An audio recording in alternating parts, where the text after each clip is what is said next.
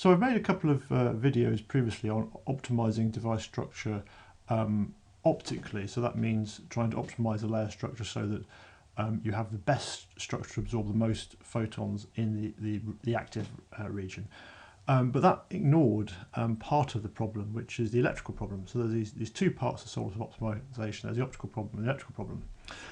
So what we're going to do in this little tutorial is optimize both the optical and electrical properties for maximum PCE or maximum power or maximum VOC or maximum fill factor. So this example simulation comes from a new simulation, scripting and fitting, and electrical layer optimization. Now we're going to do this for a PM6Y6 OPV device, but you can do this for a perovskite device or whatever you want. But if you are doing this for a perovskite device, don't run the simulation in sort of hysteresis mode, just run it in plain steady state mode. So this is a standard simulation, so if I click run simulation, it runs the simulation and we get current voltage curves and things like that.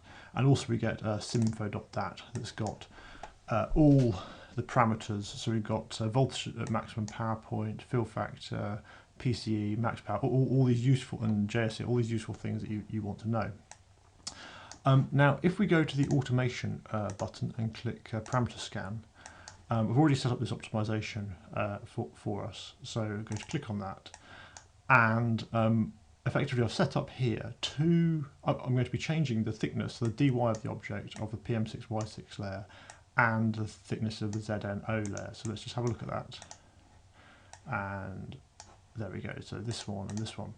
Now, if you've not watched the previous videos on layer optimization, I'll just briefly mention that when this button is depressed, so if we look at the output of the simulation, there's quite a lot of files written out, but when, and if this button were not depressed, what this scan window would do is it would make this sort of end simulations time end simulations copies of this directory in the output, and you'd be able to examine what was going on in all these different simulations in detail as you're varying the layer thicknesses.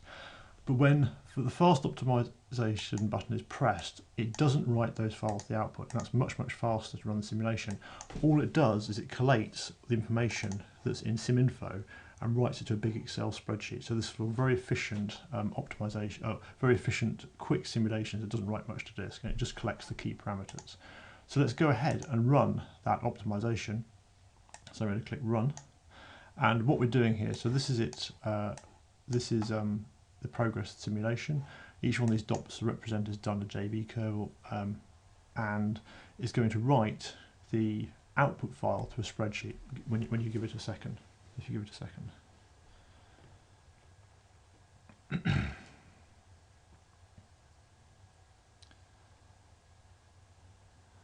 So that's done now. So if we open up, so this simulation I've saved in home rod desktop test 7. So if we open up this directory, I'm just going to do this off screen. So if we open up this directory, we get this. So you could do this in Windows Explorer or whatever you want.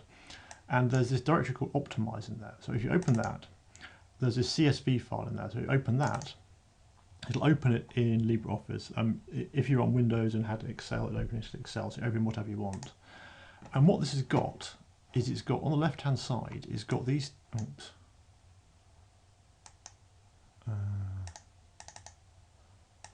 There you go.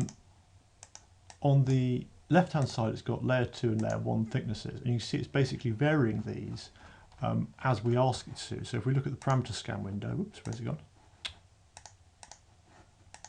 There we go. We're changing the thickness of this layer and the thickness of this layer, and you can see effectively here we're changing the thickness, and we've done 200 simulations and sort of doing all different combinations of these two different layers, thicknesses. And then we've got fill factor, PCE, power max, VOC, and lots of parameters that appeared or that were in this siminfo.dat. So this is for the single simulation. So current density, power max is that column, but it's collected them together in this spreadsheet. And what we can do is we can just sort this So what we can do, for example, VOC, if we want to sort descending by VOC, it'll tell us, now we can read off what the most efficient layer thickness is for our VOC, or if we've got Pmax, or if we want to sort by Pmax,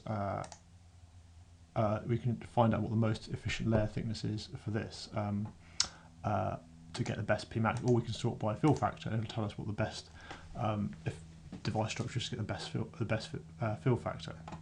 So it's quite a handy tool for optimizing device structures.